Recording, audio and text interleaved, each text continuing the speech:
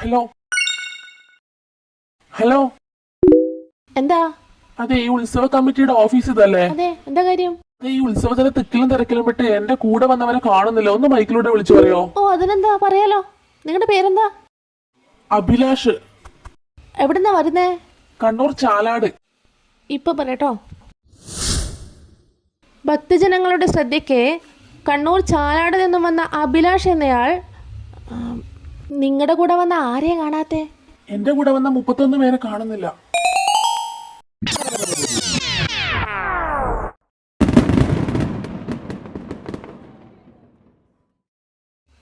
എടോ, ഞാൻ 31 പേരെ മൈക്കിലൂടെ വിളിച്ചു പറയണോ? അത് പറ്റൂല. ഞാൻ മുഴുവനും പറയും മുമ്പ് നിങ്ങളെല്ലാം വിളിച്ചു പറയാൻ വേണ്ടി പോയേ.